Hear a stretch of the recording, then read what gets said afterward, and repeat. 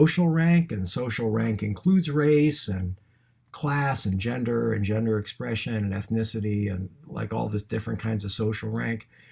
And then there's also structural rank, right? Like where you are in an organization that may or may not have to do with, like we're talking about race here, right? So may or may not have to do with your race.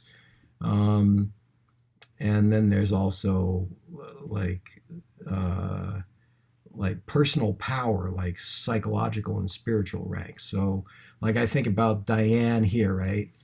Diane, you're a black woman, um, and you're older, so those are things that like give you like kind of lower social rank, but at the same time, you have a lot of personal power and you are at the top of this organization, so you have a lot of structural rank here, right? And you have high education rank, and so it like shows that there's like a complexity of rank. You can have this rank that's high and this rank that's low, and everybody has that.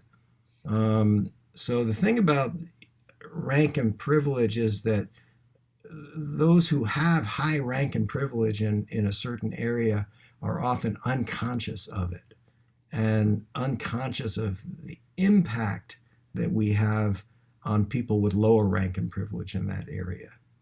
And my teacher Arnie writes, rank is a drug.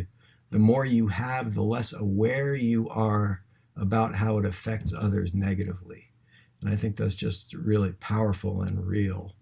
And so one of the problems is that the typical human thing is to default to our experience of ourselves as low rank, right? Even when we're acting in a high rank way, right? Like you just think of the Trump voter, right? The Trump voter is like, oh yeah, poor me, I'm being neglected, right? Um, I don't get enough of this, right? While they're being racist as shit, and they're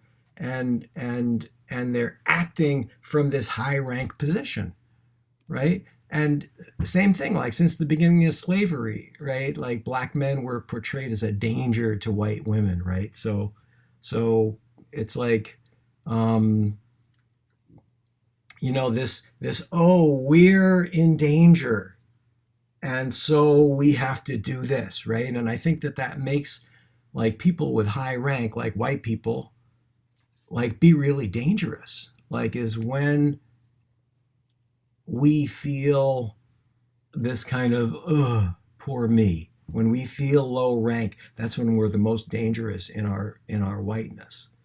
And so that makes it hard if we're identifying as our low rank, right? Like for me, like in the past, like when I was in conversations around race, right? And let's say some black person was like upset with me about my whiteness, you know, I felt my low rank, like because I got the shit beat out of me a lot as a kid, by my family and because I was a Jew and stuff like that. And I was like, oh no, this person's like after me again, right? And I was coming from that low rank position. And I think a lot of white fragility comes from that. A lot of white fragility comes from, oh no, don't, oh, I'm the poor little guy, and so don't be mean to me, right? That's because we're reacting from our low rank, and that makes it hard to hold our high rank and use it in a good way, which means for me to be able to hold space for black folks and indigenous and other folks of color. I'm just going to talk about black folks, to support and be with and act also on behalf of in the places where I can and follow black leadership, right? If I'm realizing my high rank, it's easy for me to follow the black leadership here, right? I don't have to lord it over you because I'm okay in myself. If I'm like, oh, and then if somebody comes in and tells me what to do, I'm like, don't tell me what to do. I'm fighting like that. But that's not the situation. So something process work can do is it can help white folks develop our personal power, right? Which is a kind of rank, right? So that's a strange notion, right? Because white folks have so much power in the world. Like, why do I think that we should have more power, right? Because if we develop our personal power, then we can sit in the fire of those conversations about race, right? Otherwise, when a black person's upset with us, the white person's going to try to exert power over that situation, either by dominating the conversation or by having a stony silence or something like that, or storming out of the room, or crying and getting all the attention of the group. Those are power moves, but that's not the same thing as having personal power, right? So, um, so in process work, we can slow down. Process work teaches us how to slow down and frame what's happening, right?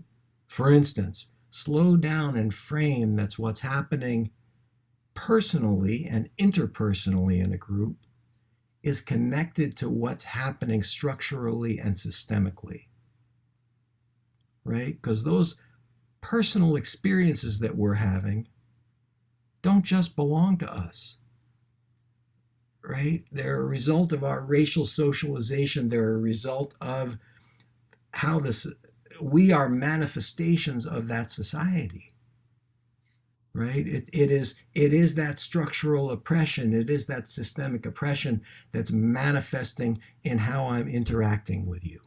It's manifesting in how I'm reacting inside to you.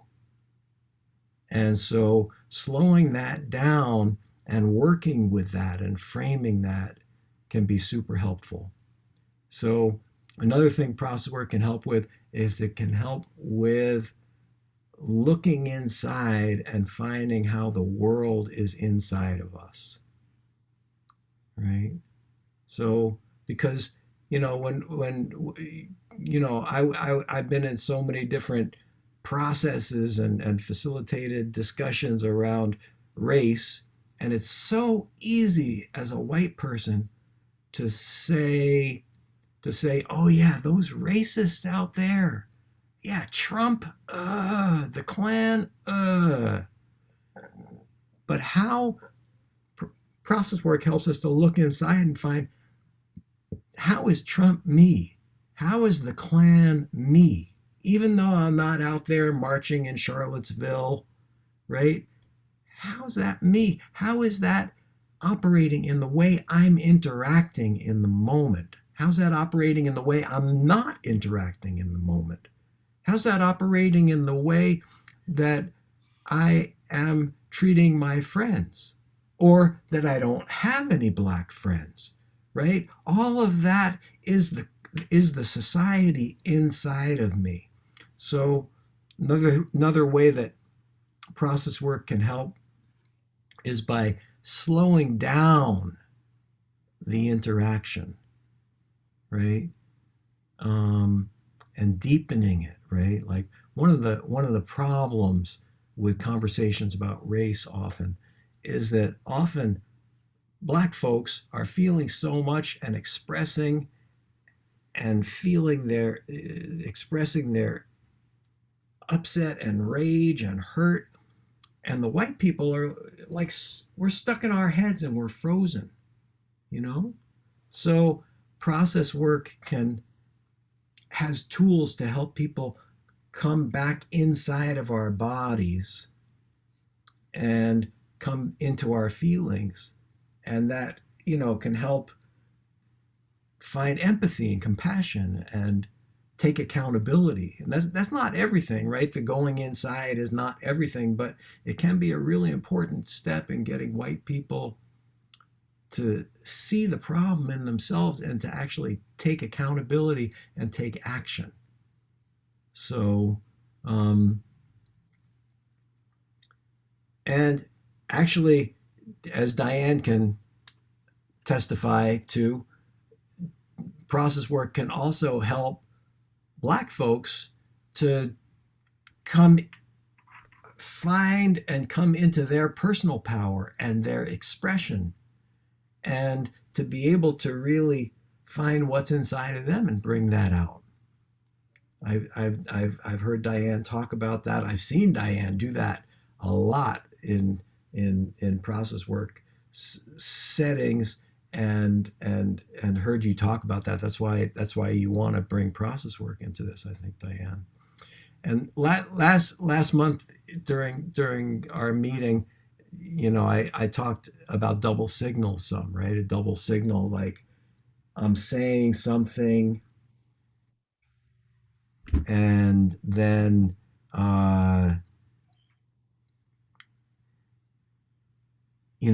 some other part of me is speaking something. Like I've got one message, but I've this other message is kind of coming out sideways without me intending it, right? And this thing that we do in process work is to notice that double signal and to follow that, and that helps us, as I said last time, to find our inner diversity. Like the it's not just one thing inside of me, and but I may not even know about it. But let's follow that, and find something, some parts that I'd rather not see about myself, and let that express itself.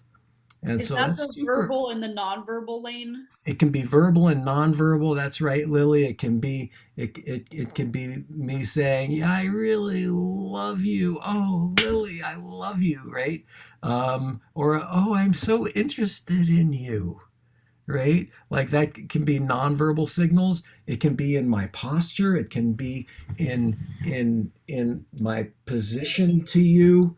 Uh, you know, and it can also be in, like, just verbally. Also, we can have double signals verbally, like we're saying one thing but something else is actually being expressed verbally at the same time. So noticing those double signals and working with those double signals can be super helpful in conversations about race, to help bring out, like, what is the real thing in the background? What is the thing that's not being expressed? What is the thing that I don't even know is there, but that's inside of me? And that can really deepen the conversation. So, another thing that can be helpful is that when white patterns come up, because there's a lot of white patterns, right? Oh man, I was teaching this class yesterday for this group of psychology students. My friend Bill is teaching this multicultural class. He's a Japanese Korean American process worker, and he was teaching this multicultural class in this graduate school in San Francisco, and he asked me to guest teach about whiteness. And those people were pushing back so much. They were like, "Yeah, don't tell me. What do you mean? Why would that be?" And uh, like even to think that there's like white people have certain patterns. It's like, well, why wouldn't white people have patterns? Like, you get patterns from your parents, right? Like, these are psychology students. I said, like, you grow up in a certain house, and you like have certain patterns of behavior because of what you learned from your parents. So why wouldn't that also be true, that when you grow up in this society, that you get certain patterns of behavior because of what you learned from the whole society, right? So when we notice some of those white patterns coming up, right, we can frame those, and we can explore. Process work helps us frame that, helps us explore where we learned it, find out about the internalized superiority behind that, the internalized dominance in there, Also, we can find out about the low rank experience that may be behind how I'm responding with such defensiveness, right? And we can hold those things while also reminding that white person, you know what? We're talking about race. I hear you have that low rank experience and you're freaked out or you're angry or you're defensive because that's coming from that low rank experience. But let's remember we're talking about race here. That's what we're here for. And in this experience, you got high rank. So I support you in you exploring that low rank experience and all the stuff that how that's hurt you. And let's stay right here right now, you know? And when that happens, what's super important for me is one of the things we talk about in process work is our skills. There's like skills that we do, there's tools that we have, there's methods that we use. You know, you all have tons of skills that you're using all the time and bringing to this work. And then there's our meta skills. There's the feelings and attitudes that we bring that can help us to use those skills in a useful way, right? So an important meta skill that I hold as a white man when I'm working with white people is instead of just getting furious at somebody for that white pattern or for their defensiveness or for whatever it is, it can be helpful for me to say, of course you have that.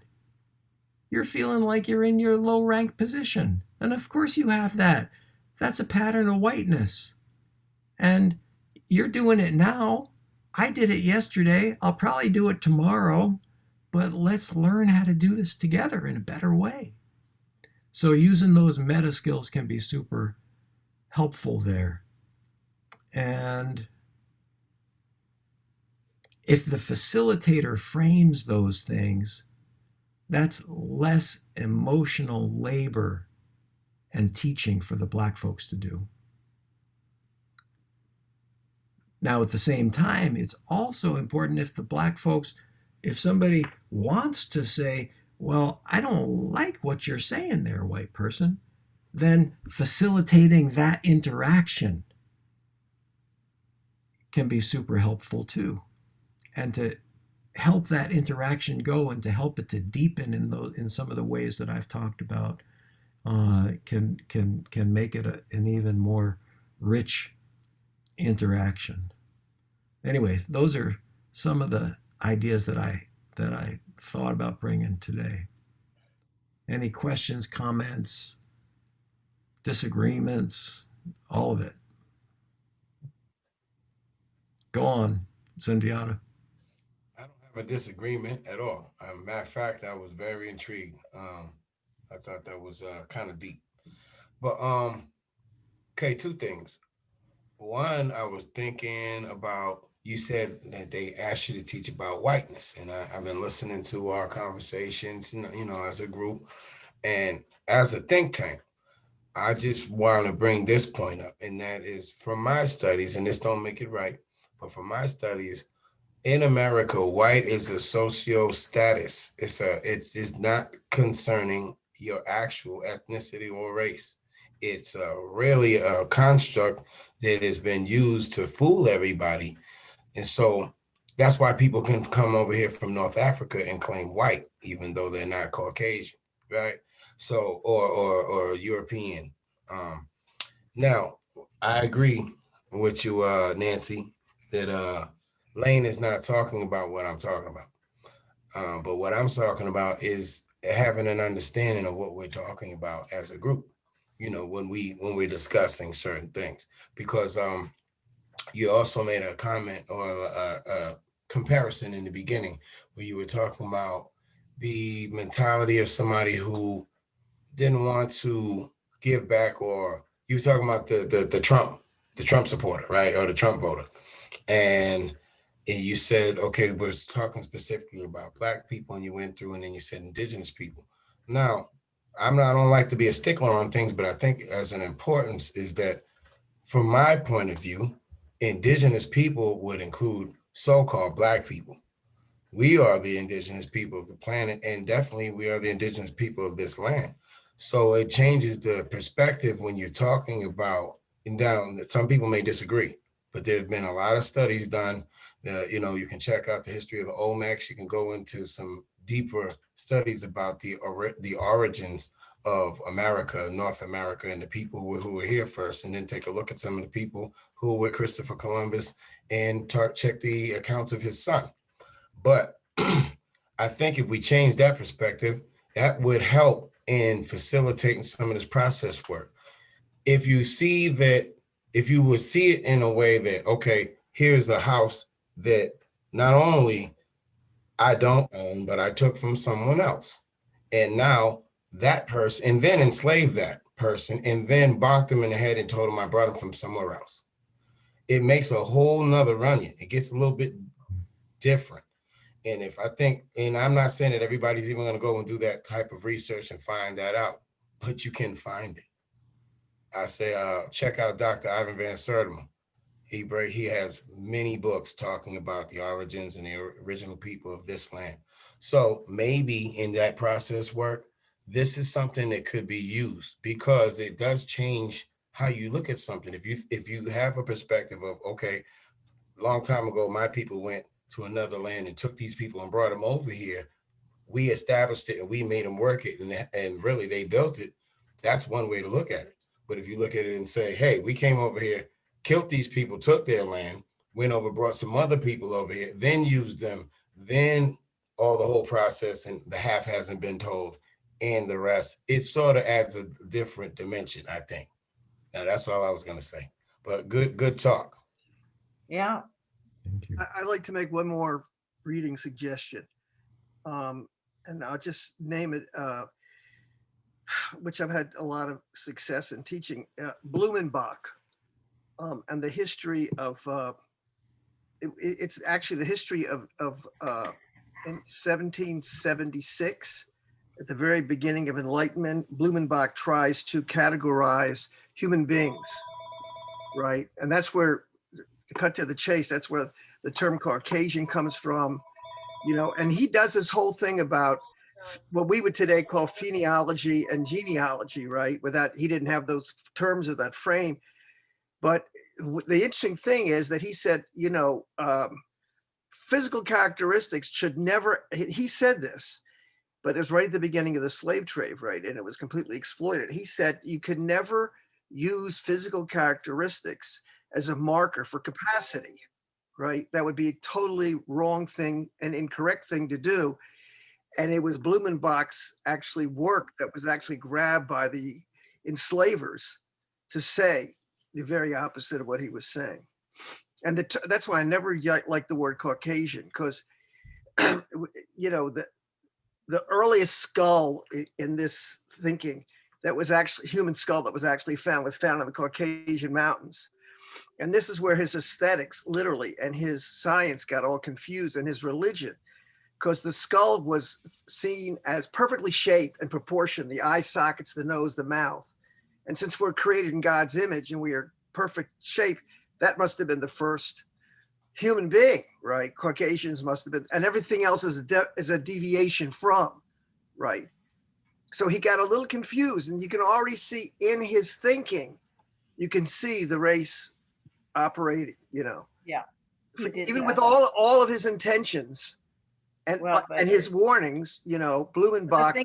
The thinking was already very racist by that point. Exactly. So I wanted to make some comment to Lane and to the discussion. And I'm gonna have to go. I'm gonna have to go in a minute. I have an appointment elsewhere. So, but go on, Thank you, Lane. Thank you. Okay, well, I'll save this for another time. Maybe someone else wants to speak to Lane.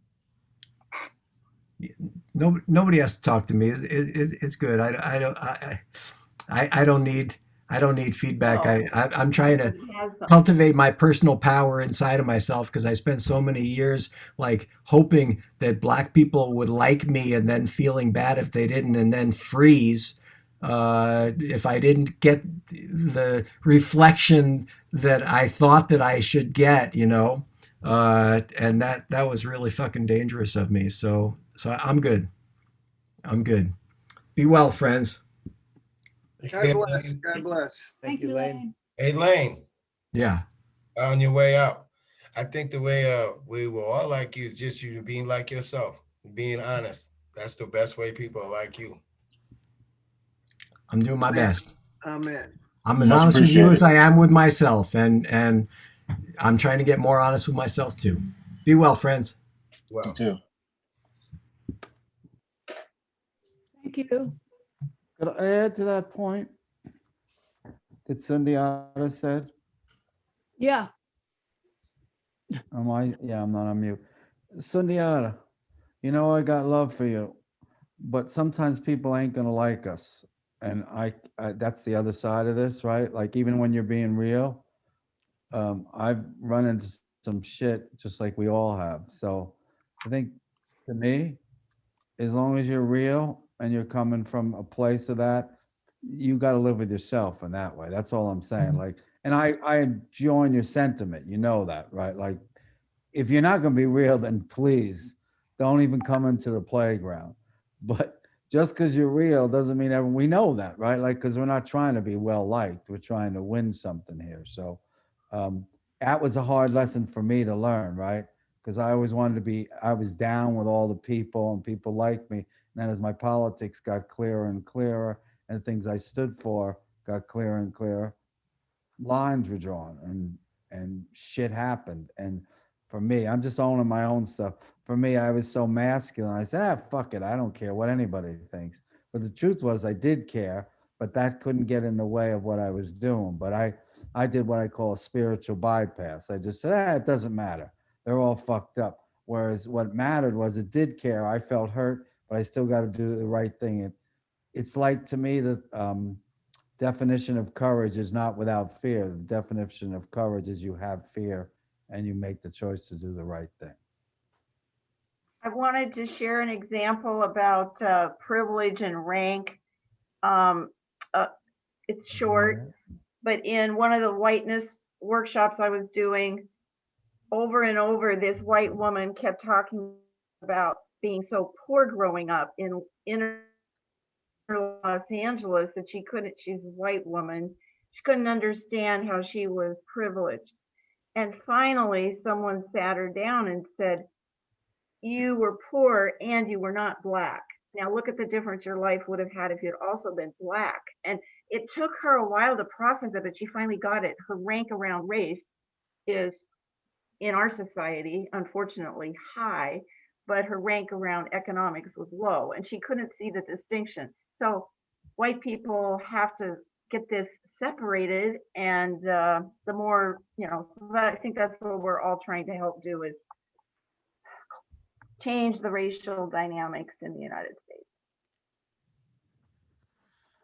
the way I look at that, if you're poor and you're white and you have nothing and you live in a shack and you have no teeth and all of those things, all you have to do is get some teeth, get some education, put on a suit, and you're good to go because you're white. And you have inherently in your whiteness the ability to just transform just like that. Just get yourself together. Now you can be Black and you can have a PhD and you can be all of these things. And as soon as you put on even maybe with your suit, but if you put on a tracksuit and you go to Starbucks, they're going to tell you you have to leave. Not because you have on a tracksuit, but because you're Black. And so Black people know that. I mean, we know that. So there it is. Paul Mooney say, How hard is it? election with the protection. Now, I'm wondering, like for white people, like how hard it must be to have some acknowledgement, some awareness, at least, even if you don't acknowledge it, some awareness of what a privileged state you're in, and yet you are toothless, and yet you are poor, and yet you are that is hard, uneducated, and you struggle and you suffer. These are the Trump supporters, right? And you struggle and you suffer, and then you see other people do well who don't look like you. who have more odds against them, who are struggling deeper and harder. And how do you protect your own psychologically? How do you protect your own your own ego, right? In a sense of like, man, I must really be a personal failure. I truly, maybe I am lazy. Maybe I am not motivated. Maybe I am not smart. Maybe I am not applying myself, right? Like, and then how do you confront that? Like, the Right. reality is, like, you need to say it's about something else or somebody else, Oh, right? Because absolutely. you This can't look in the is mirror why and say that to race- yourself. Yeah, this is why race is used politically throughout 400 years to divide all of us, because white identity, right, like you just said, Mark, is so based in the United States on being white, you know, and not black. I mean, because of the whole idea, it's going to come down to identity. White people have a big poverty, big hole inside of them about this.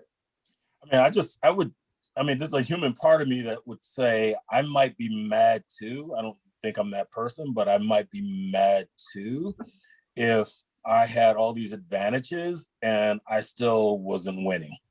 And I was still getting my ass kicked by somebody else who was working twice as hard as me. And I just should be it all just served to me, right? Like, I'd look at that person with some disdain. Yeah.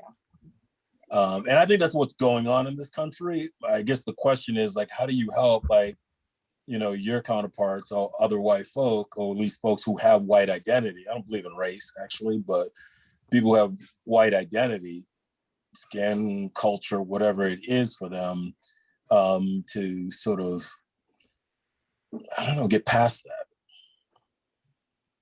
Well, they can't go, people can't go back to being German or Irish that easily, Greek. I mean, you can because they gave up all those cultural identities to become white,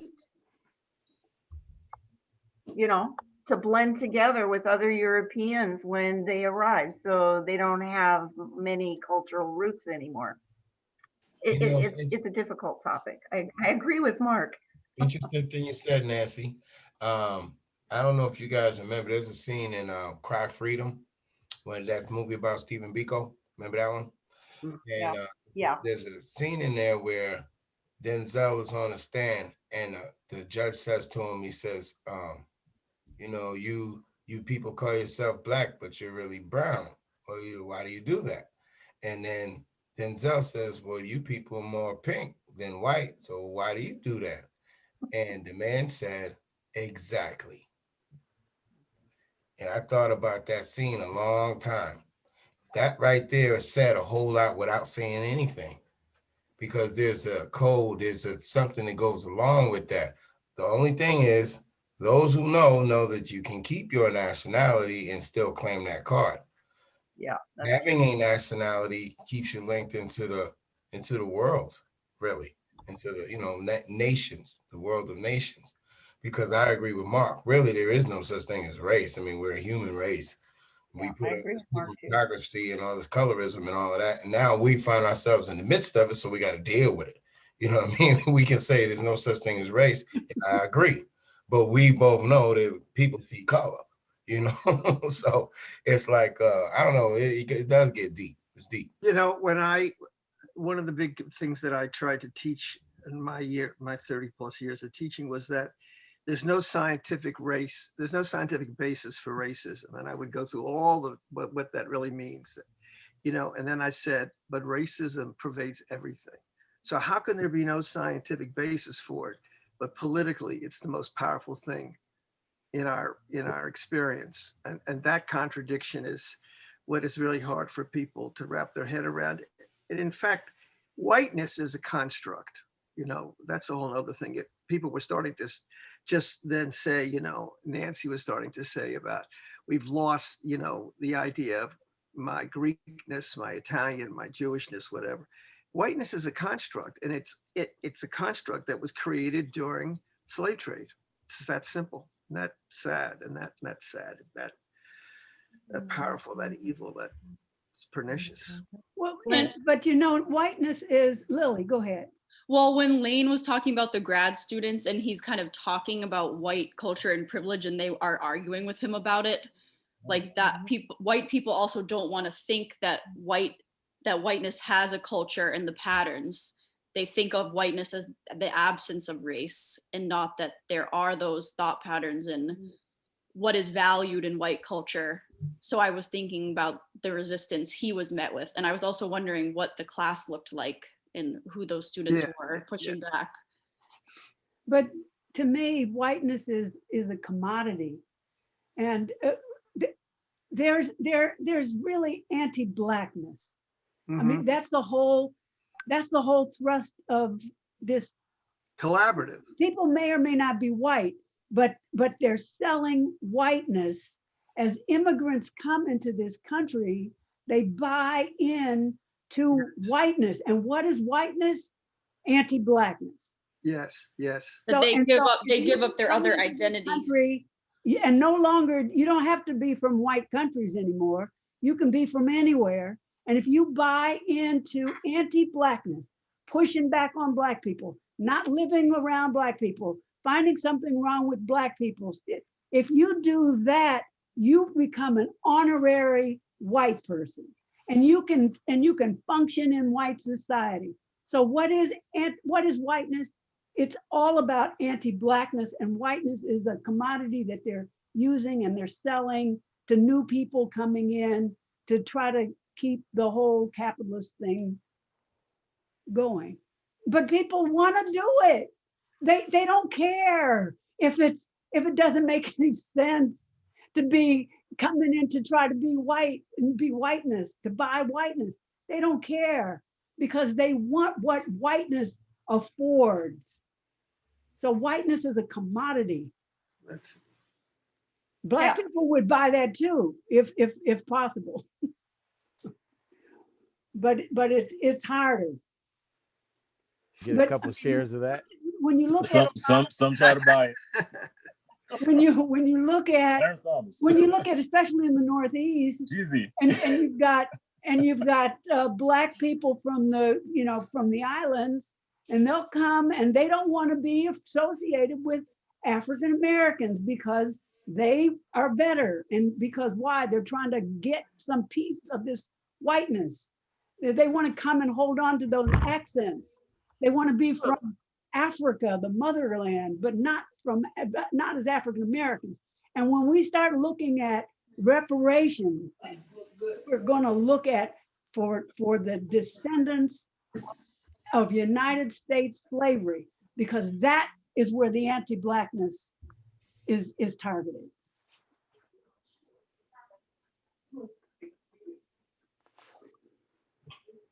Amen. Right. Well, That was Mark. no, I was just saying that was a great segue for closure. Well, thank you. Nothing to add. I think that And was you know just what? poignant. The last time we met, we also felt like the whole discussion was useful, and that wasn't recorded. And so, see, I have this set to record, so when I come on, I turn it off, because I don't think people really are going to ever watch it. But in today's meeting, I think also, so it's better just to record it, and so we have it. So I'll start recording all of our meetings, and then we can have this, because I agree, this is really good. This is a Black-led group, and hearing Black people speak is a good, useful opportunity. So thank you. All right, I'm gonna get something to eat. Okay, bye. Good seeing everyone. Thank you, One everyone. love. Got it. Bye, Nancy. Bye, Peace Lou. out. Thank you. Bye, Frank. Diane. God Bye, bless. Larry. Stay well. I'll Thank be you. in I'll contact. try. Yeah, stay well, Larry. Yeah. Been trying. Thank you, Thank you. Larry. We need you. You too. Yeah. Very Okay. well. Bye. I need you.